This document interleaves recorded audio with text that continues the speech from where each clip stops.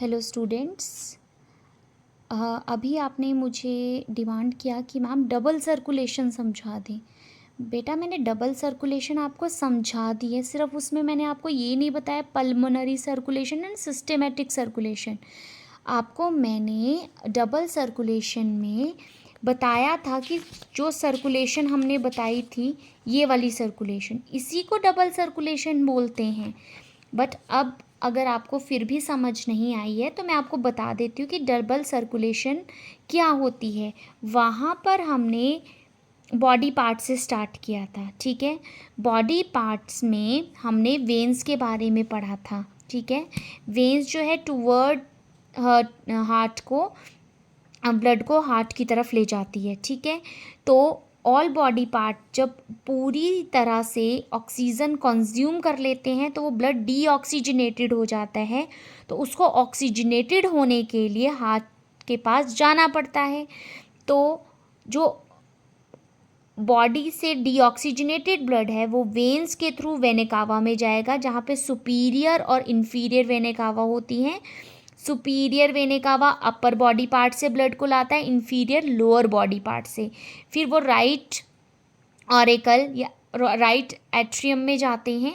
जब वो फिल हो जाता है तो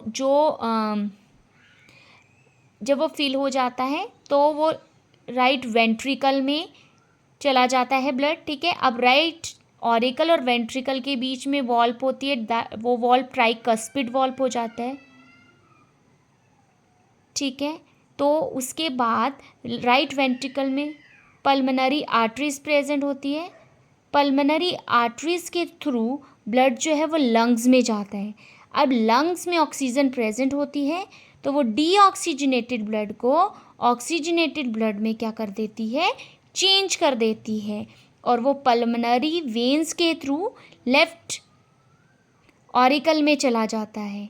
अब आपने यहाँ पर देख रहे होंगे, जब लेफ्ट वेंट्रिकल से पल्मोनरी आर्टरी से लंग्स और लंग्स से पल्मोनरी वेन्स और वेन से लेफ्ट ऑरिकल की तरफ ब्लड जाता है तो इस सर्कुलेशन को हम क्या बोलते हैं, पल्मोनरी सर्कुलेशन।